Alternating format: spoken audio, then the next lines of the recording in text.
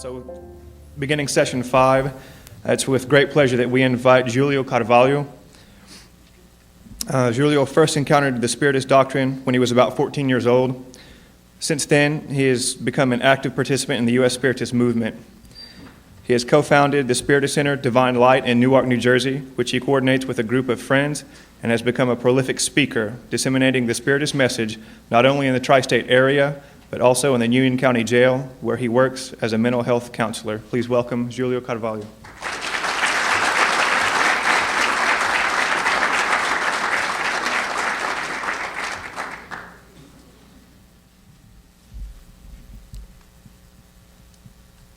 United States Spiritist Council and its members, all the previous speakers that came before me, I'm truly honored to belong to such a great panel of dedicated workers to the dissemination of the Spiritist doctrine. Friends, let's start by wishing everyone peace in our hearts. 2 stories to begin. 1, Al Capone probably owned half of Chicago. And he managed such feat by selling a product which he considered a public demand, alcohol. And since they purchased continuously, he made his millions. And the police always wanted to track him down and put him behind bars. But he managed to keep his freedom because he had such a wise lawyer, also known as Easy Eddie. Since Easy Eddie knew so much about the law, he managed to keep the government out of Al Capone's pockets. But Al Capone had to pay a high price for this. And Easy Eddie made his millions as well. He had everything that money could buy: cars, jewelry, mansion. But there was something about Easy Eddie. He loved his son dearly. So much so that he regretted the life he lived. He knew Al Capone was doing a disservice for society. And he was helping this man. And he could buy same kind of mansion for his son, jewelry, cars. Yet, he couldn't give to his son the best thing that a father can give: a good example. Because he was Easy Eddie. So he fought within himself, and he decided to give Al Capone in to the police by telling how he managed not to pay his taxes. And he knew his life was in jeopardy because of this. He was taking a chance. And back then, the judge sentenced Al Capone for evading taxes for 12 years in prison. And just before 1 week, Al Capone was set free. Mysteriously, Easy Eddie was shot dead. It was never confirmed who did it, but our imagination leads us to know that it was Al Capone's man. That's story number 1. Story number 2. Historians affirm that the sleeping giant, the United States, was awoken by the Japanese when they attacked Pearl Harbor. The United States had to get into World War II.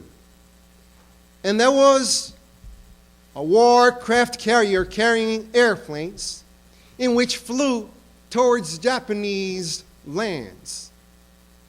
And one day, a squadron of airplanes was flying towards to attack Japanese soil, and one of its aviators realized that he did not have enough fuel to fight and to fly back.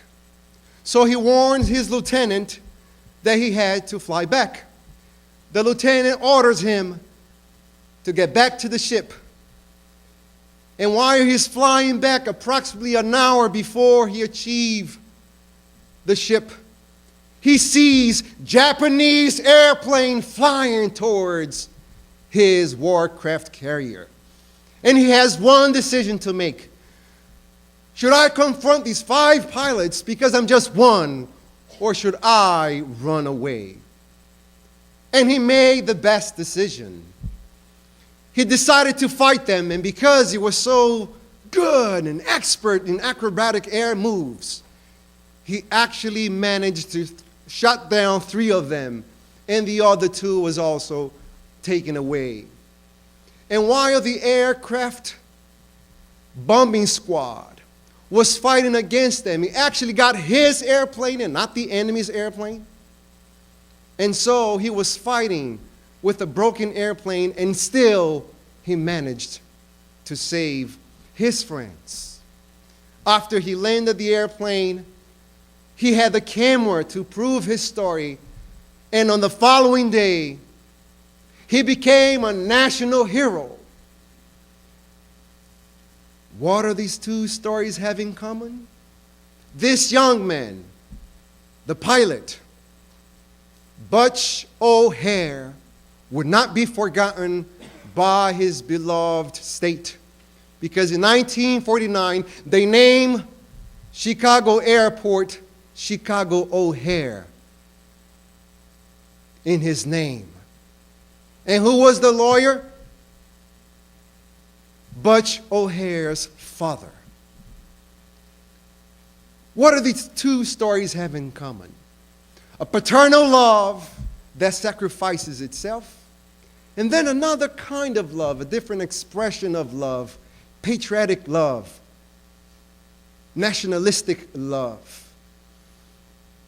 And the Spirit Eusebio, through the hands of Chico Xavier, in the book In the Greater World, tells us there's a different kind of love for different kingdoms of nature.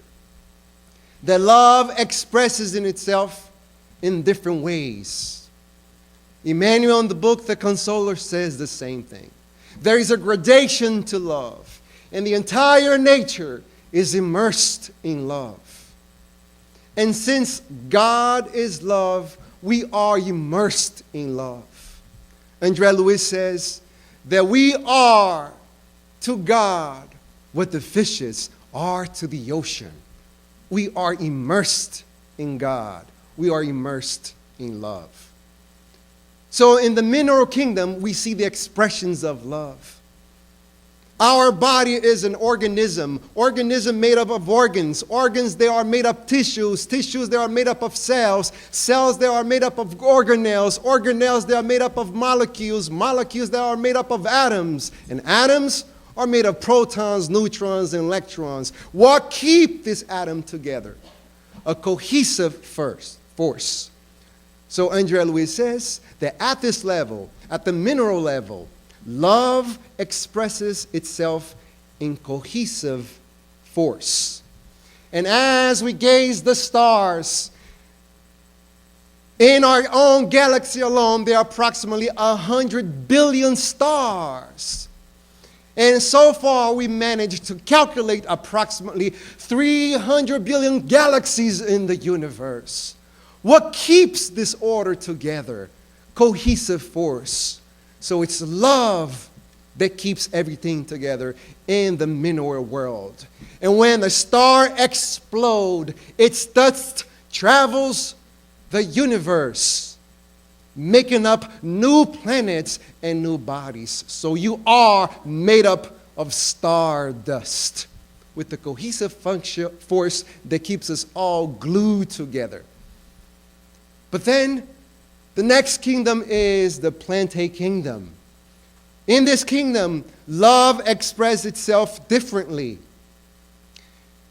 In a botanist experiment, the students are told to plant two seeds on two different sets of jars.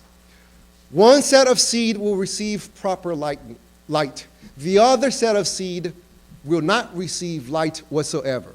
It will be placed inside a closet. So the students, before the actual experiment, they theorize that the plant, the seeds, they are receiving most abundant light, will grow faster and be bigger. But for their surprise, as the experiment carries on, the plant that is inside the closet without receiving any light actually grows bigger and much faster.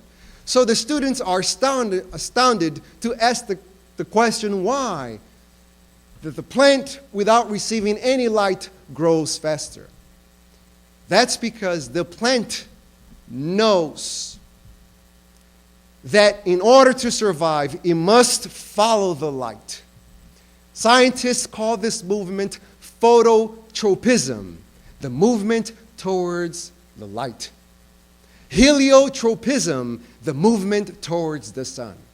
And Joanne Evangelist says that we all have a theotropism, a movement towards God, naturally. So at this level, at the Plante level, at the Plante kingdom, love expresses itself in the force of instinct. But then we have the animal kingdom. And if you have animals, you know how smart animals are. They're able to do great things. On the Animal Channel, they showed this particular dog that was hurt. And this dog was saved by a woman who actually took him in, healed his leg, and then she had to say goodbye. She couldn't keep all the animals that she had at her house. 1 year later, this same dog comes with another dog. And this dog has also a broken leg. And he starts barking in front of this lady's house in order to ask her, please help my friend, because last year you have helped me. When hunters go out into the woods to fight gorillas, female gorillas, without their babies, they make the mother-baby movement. They rock their arms to let the shooter know that she cannot be killed because she has an offspring to take care of. Beehives, they know their offspring cannot eat dead flies. So they're able to bring a fly that it's not dead, but partially alive, so the offspring can feed itself. At this level, love is called irrational intelligence. But we are under the category of rational animals. And there are many kinds of human love. And the most familiar is Eros, which is the Greek god that we know as well as also as for the name of Cupid. Whenever he comes with his arrow, be careful. You're going to fall in love. In other words, you will fall out of yourself. Because when you're falling in love, you lose touch with reality.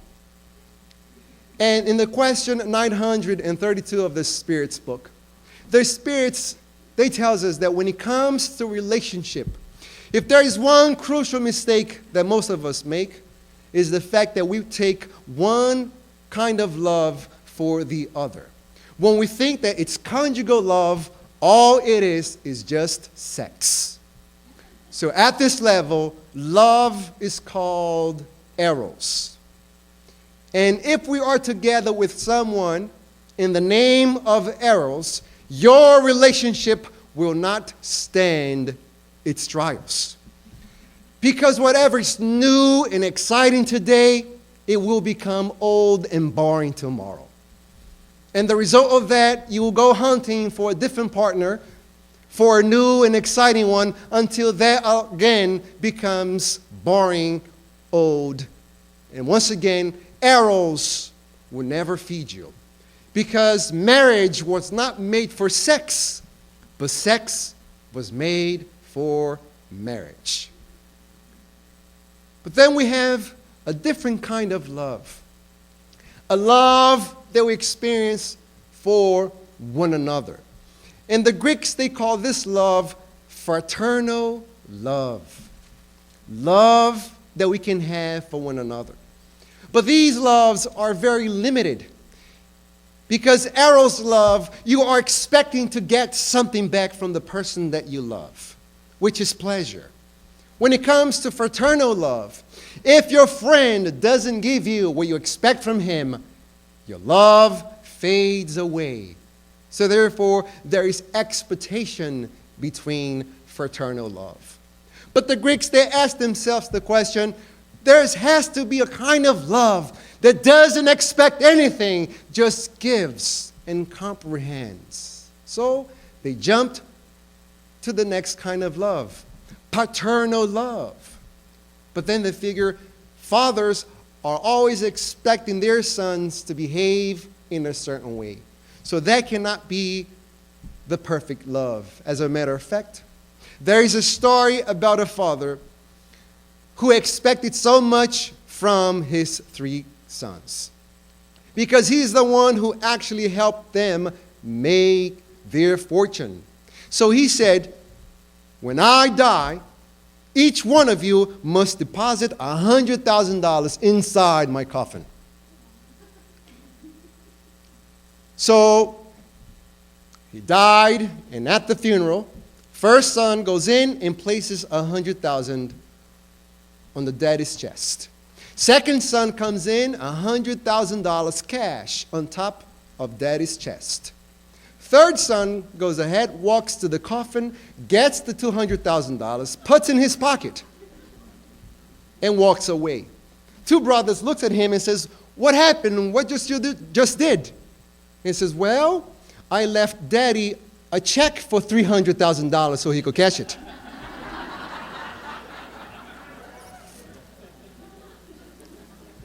Paternal love is not a kind of perfect love. So they said, well, there's got to be a love that understands, that comprehends. And they come up with a love for son to his father, a love for son for his mother. And that was filial love. At this level, love expresses in itself with its name, filial love. But once again, if our parents are not doing what we expect them to do, our love could be shortened very fast. Then they say, well, but then conjugal love, that's a kind of a special love. They're giving each other. It's above sex. So a love for a man, a love for a woman, a couple that lives happy together and serve one another, there is a kind of perfect love.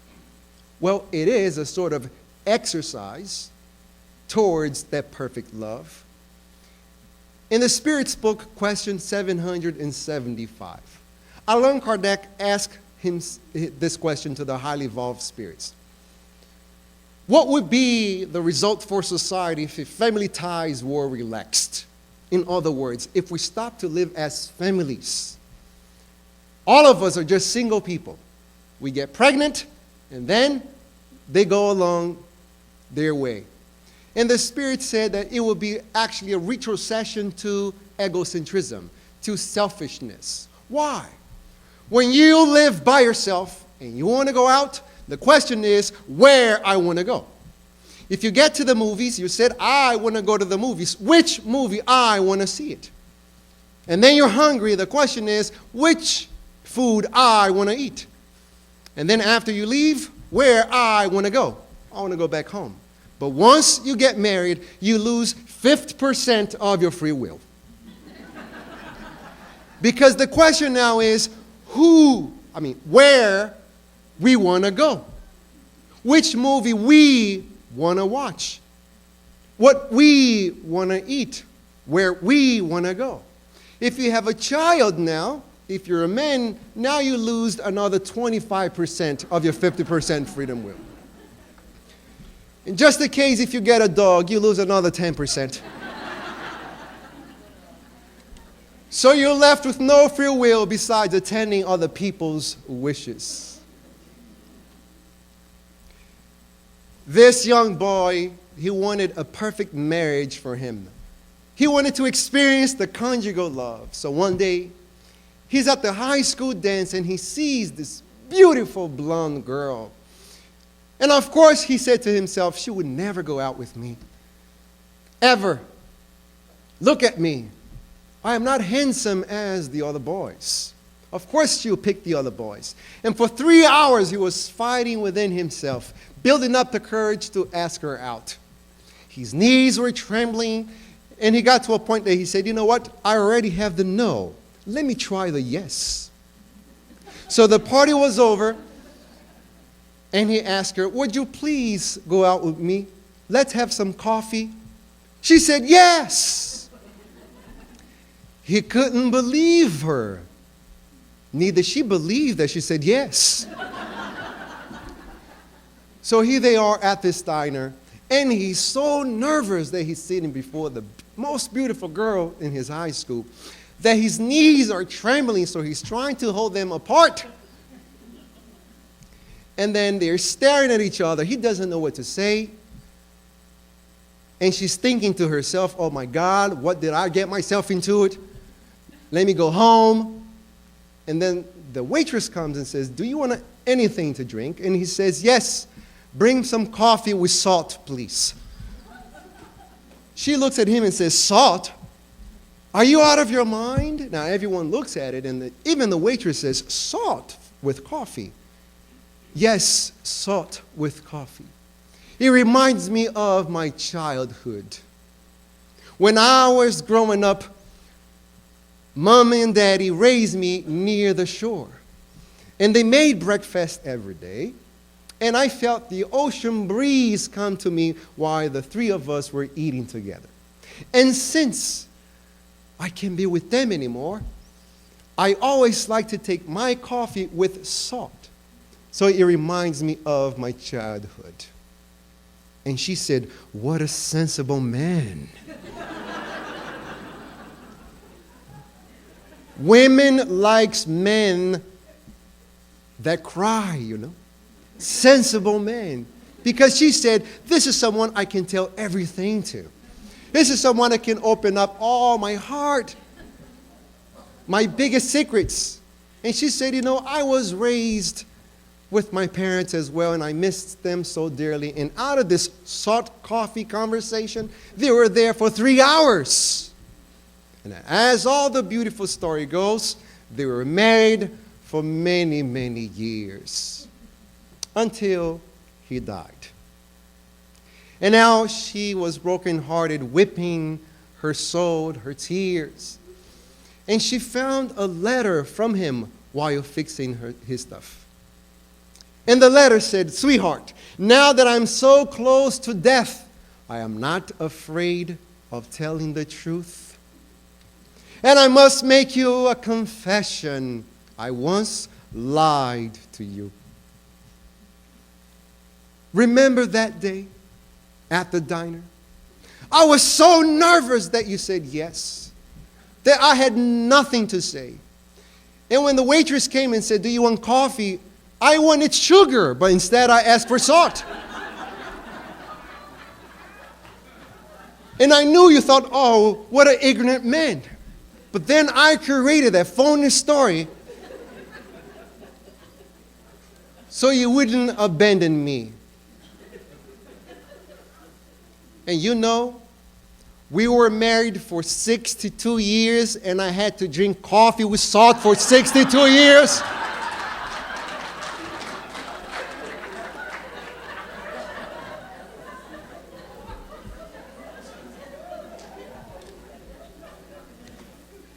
And if you ask me, how did that coffee taste? My love for you is so great that I could tell you I never could have otherwise. That is conjugal love. A love that requires sacrifice. We are not expecting anything back, but we are giving back. But in the process of giving love to someone, we become the channel of love. Because love is not born within us. It comes from God, but before it reaches the other person, it goes through us first. We become a vessel. So before it benefits the object of our love, it will benefit us first. But the Greeks said, no. Sometimes there are plenty of fights between even conjugal love. So there's got to be a different love. A love that gives. Self-denial, renunciation. Where is it? Well, a love of a mother for her child. The closest kind of love that comes to God's love. Even though it's so far away, yet is the closest one that we have. Because mothers are experts in sacrifices. Beginning with birth itself. Back in 1988 in Armenia, December 8th, there was an earthquake that struck and left the city completely flat. And there was a store located on the 5th floor of women's lingerie. And this woman, Susan Trizon, she was trying a dress. When she removed the dress, all she had was her underwear and socks. And that's when she felt the building trembling. She ran for her daughter, and both of them fell all the way to the basement. She was trapped for the first day, hoping for rescue. Trapped for the second day, hoping for rescue. In the back of her mind, I don't care if I die as long as my child survives. She managed to crawl under the walls and get a jar of jam. She fed her 4-year-old because she cried, "Mommy, I'm hungry, I'm hungry." She didn't have a bit for herself. She gave all to her child. But after you eat, obviously you get thirsty. And the little daughter kept saying, "Mommy, Mommy, I'm thirsty, help me." She didn't know what to do. 5, 6, 7 days under the rubble. Then she broke the jar with a piece of glass. She cut her first finger open and inserted in the child's mouth.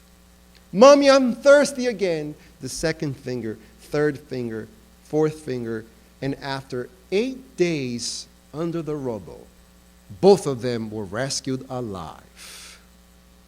When they looked at her face, all she said, "Be careful, there is a child near me." And the rescue workers said, "The reason you are alive is because you had something to pay attention to.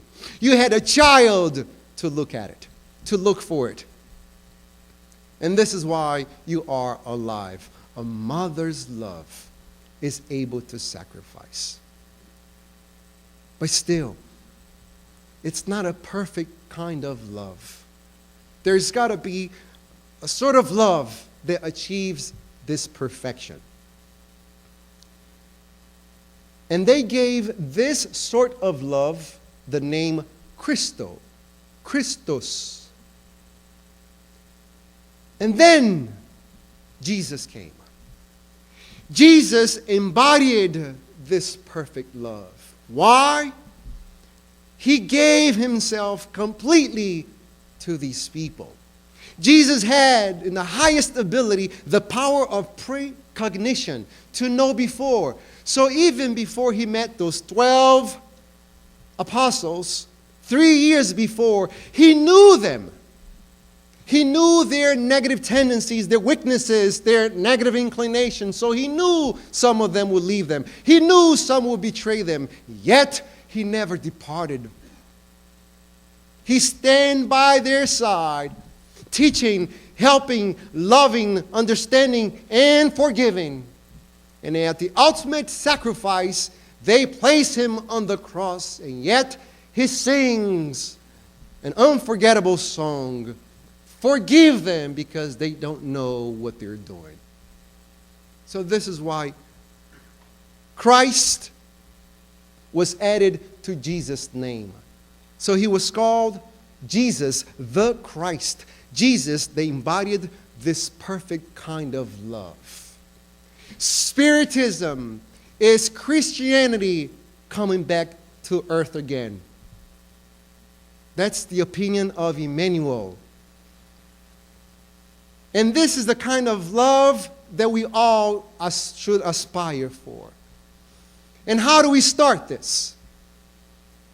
If you want to love yourself, serve your family. If you want to love your family, serve your community. By loving your family, you will transcend egocentrism.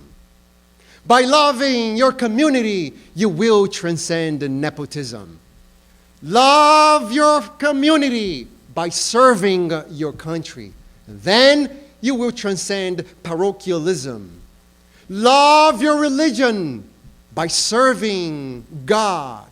Then you will overcome chauvinistic nationalism. You will overcome sectarianism. Love God by serving humanity. And then you will be able to achieve the supremacy of love, which is the title of this talk. The supremacy of love by serving humanity. Because it would be very hypocritical of us to say that we love God who we never seen it, and yet we despise those that we see it every day. To become better individuals, it is our ultimate mission. And this is why Spiritism was given to us.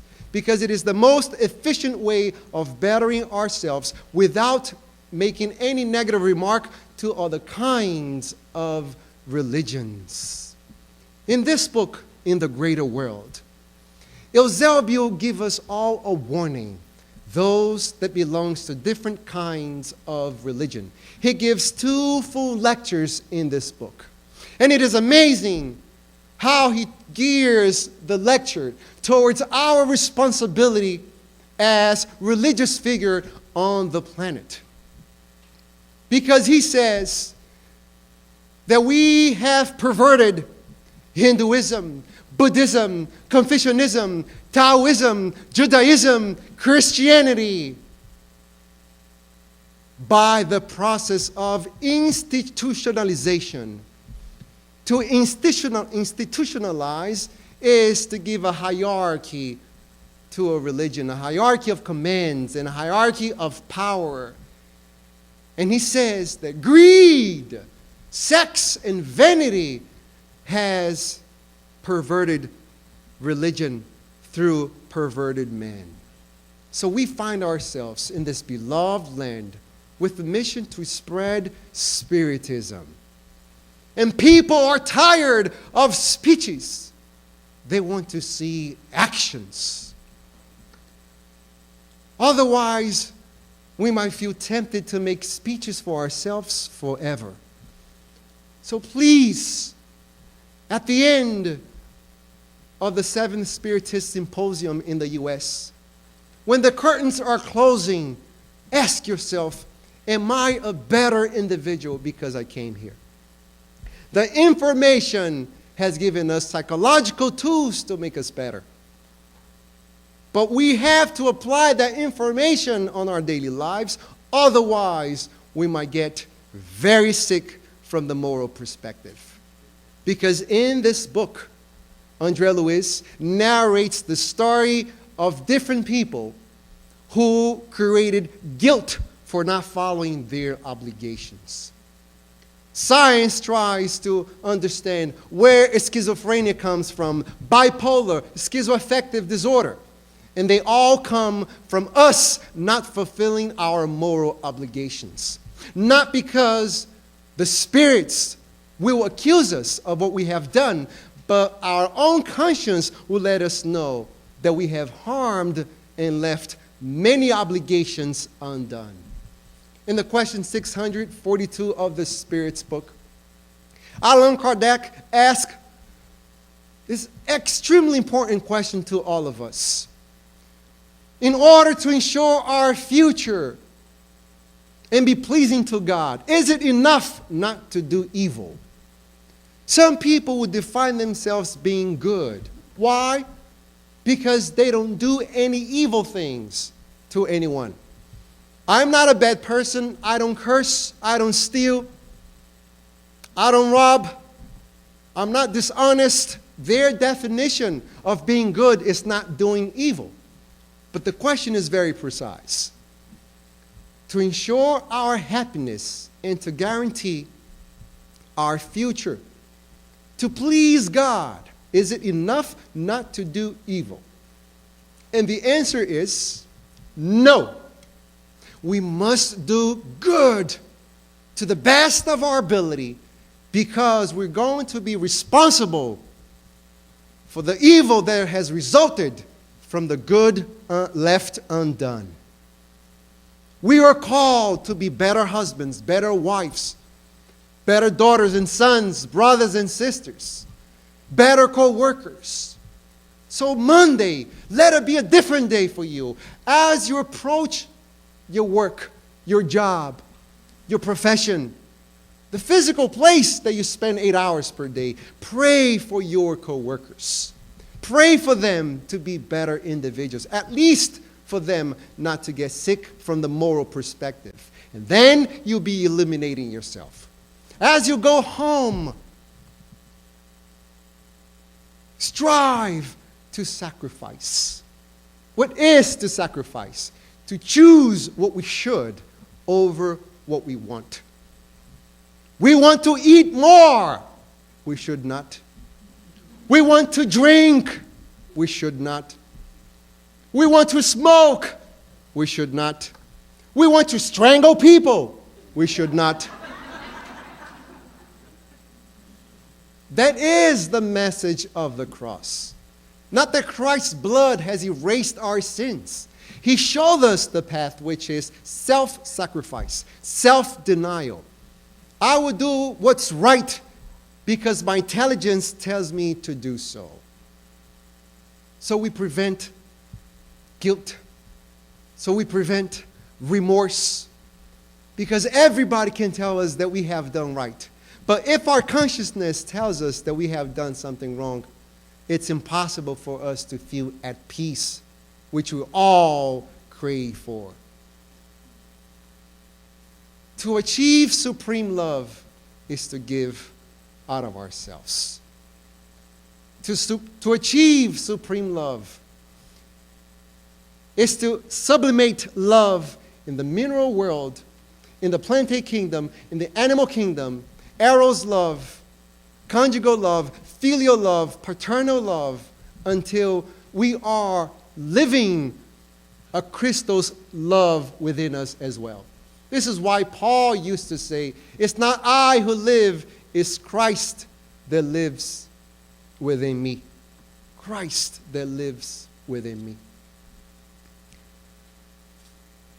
There is a woman who wrote an entire book to mention one single sentence. And after so many information that we have learned from all the excellent speakers, please leave some space for this sentence in your soul. When she was a little girl, 8 years old, she heard her brothers crying on the living room. She ran downstairs to see it, and on the right window, she looked over the windowsill and she noticed her two brothers crying over their dead chihuahua. And when she looked at that scene, she started crying so much as well. Grandfather came and said, Elizabeth, why are you crying? She says, Grandpa, I've hated that little dog, you know. He came to my room and he peed on my carpet. He tore my teddy bears. He scratched my legs. And now that I see both of my brothers crying over him, that makes me so sad as well. Oh, sweetheart, come this way. He gently took her to the opposite window. She looked over the windowsill, and grandfather asked, "Do you see the garden out there?" She says, "Grandfather, aren't those the roses we planted?" "Yes, sweetheart, let's check them out." And here she is, walking around red roses, yellow roses, white roses, and suddenly she forgot the little dead dog. Grandfather wisely brings her to the middle of the living room, shows her the two windows, and says to her, "Elizabeth, I want you to live your life by this sentence. Whenever you are situated on the window of sadness, remember there is a window of happiness awaiting for you. Whenever you are situated on the window of happiness, remember there is a window of sadness awaiting for you to help to diminish their pain. By loving each other, by diminishing other people's pain, your pain will be diminished as well. Because the good that you distribute on this planet, you will be your lawyer everywhere." This is the message of the highly evolved spirits that comes back from the afterlife to let us know to fulfill our obligations, to let us know that God loves us so much, and that happiness is awaiting for our decision in order to be lived by us. This is why Castro Alves, through the hands of Chico Xavier, and why we heard so many different experiments to find out how to prove the existence of the afterlife. We reminded of Chico Xavier himself, who barely finished elementary school because he had to help his little brothers. And Chico Xavier was the medium of more than 300 spirits. And each of these spirits wrote in their style through the hands of Chico Xavier. This poem alone, entitled "March On," will be full proof of the existence of the afterlife, because Chico Xavier received automatically, with amazing speed, with rhymes, 14 stanzas, with images that are so profound that synthesizes all the teachings of the immortals when he said, "Life is full of mysteries, encompassed of laws of beauty, which compels us to evolve. From God we emanate, multiple forms we reincarnate, longing for perfection and love. In humanity we seek the truth from many myths, yearning for peace and evolution. We cause in our path multiple lives and deaths, victims of our own disillusion. From the eternal struggle, building ourselves from the rubble, we learn ways to overcome. Despite the pain and misery, nevertheless, we grow ceaselessly from darkness to dawn. From the raindrop, a plant reaches the top, triumphant at last. The root appears to be gloom, but manure converts to perfume, transmutation at its best. The plant will be crowned with flowers all around, birds opera on their arrival. But flowers too shall pass, their martyrdom is a blast for the ground's revival. From nature we are taught, work hard, that's the law. All life is in movement, sculpting through sacrifices. We'll carve blocks of vices. Inside a stone lies a monument. Lessons from suffering and pain, change will always reign. Even arrows, tyrants without cease, under the law of reincarnation, through many trials and expiations, they too will be messengers of peace. Let no one be idle. Today's angel was yesterday's Adam. Perfection is everyone's destiny. Life's purpose, splendid. God's love, transcendent. Our school, universe's eternity. On earth, from time to time. Sublime beacons of light dissipates the shadows away. Their presence are felt, forever in us they dwell, transforming night into day. Never in history a sacrifice, such as the one portrayed by Christ, transpired for the sake of truth. From the cross the message is heard, forgive all, always serve, your pain I will soothe. It's Socrates and the Hemlock. It's Caesar's war being fought, inflaming oppression and tyranny. It's Celine in his art, the imperialism of Bonaparte, spreading domination and cruelty. It's Dr. King's I Have a Dream, Lincoln's speeches never seen, the incarnation of renovators. It's the embodiment of humility. From the charitable Francis of Assisi, the gospel resuscitator. Blessed be the teachers who illuminate the seekers, inspiring virtues and light.